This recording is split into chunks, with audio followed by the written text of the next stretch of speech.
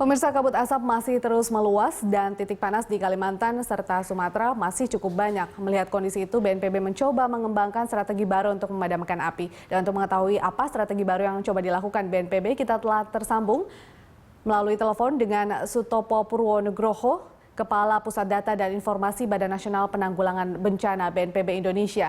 Pak Sutopo, ya, strategi baru apa yang akan dilakukan oleh BNPB untuk memadamkan api khususnya di titik-titik panas di Sumatera dan juga Kalimantan, Pak?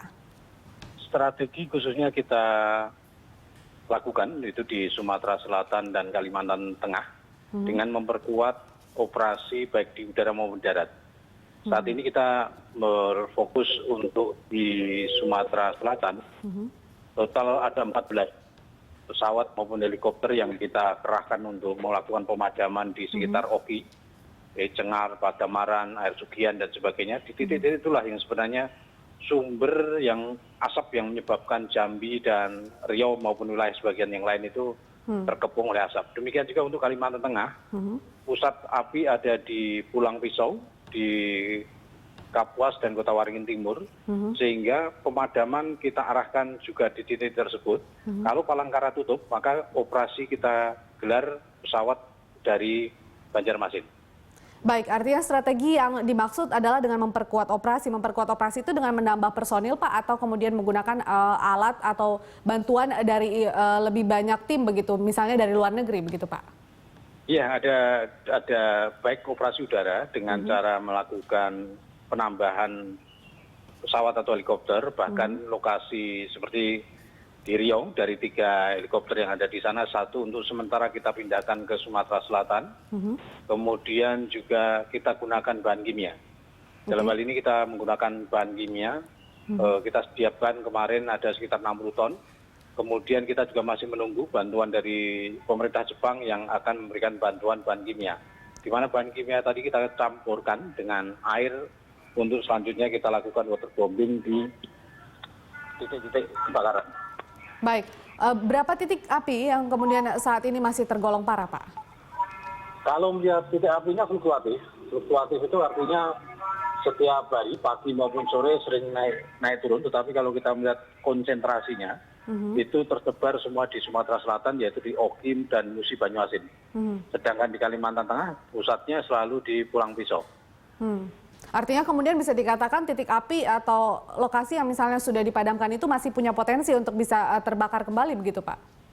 Iya, berdasarkan evaluasi, kemarin kita melakukan banyak sekali waterbombing di daerah tersebut, dan berdasarkan laporan dari survei udara mengatakan titik-titik api yang telah dilakukan waterbombing itu 85% titik apinya mati.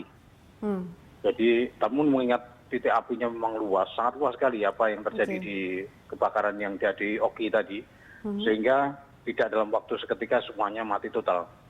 Baik, Pak, dengan strategi baru yang kemudian akan ditempuh ini, apakah ini bisa menjamin bisa mematikan titik api dan tidak memiliki potensi lebih luas lagi melebar begitu, Pak? Dan pada saat pemadaman akan langsung mati seperti itu?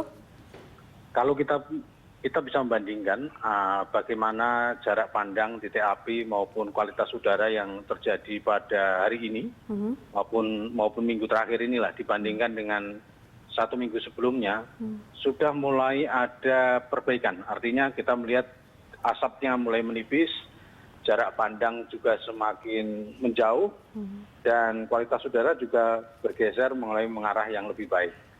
Nah, itu kita lakukan terus-menerus, dan Presiden telah memerintahkan agar dilakukan secepatnya, tetapi dengan kondisi tantangan yang ada di lapangan memang tidak mudah memadamkan 100% dari titik-titik api atau asap yang ada di lapangan. Baik, Pak Sutopo, ini terakhir, adakah kemudian upaya khusus yang dilakukan agar kebakaran lahan ini tidak terus-menerus terjadi setiap tahunnya begitu, Pak? Ya, pemerintah telah menyiapkan, jadi saat ini juga melakukan, baik yang dilakukan oleh Satgas Penegakan Hukum maupun yang dilakukan oleh Kementerian LHK bersama Kementerian Agraria Tata Ruang,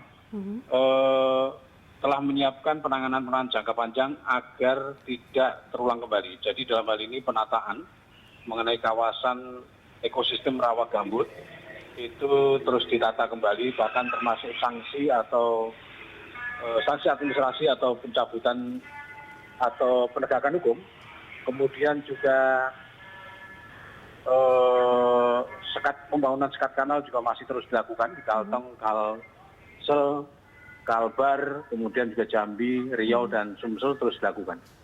Baik, terima kasih atas informasi Anda, Pak Sutopo Purwonugroho, Kepala Pusat Data dan Informasi BNPB Indonesia.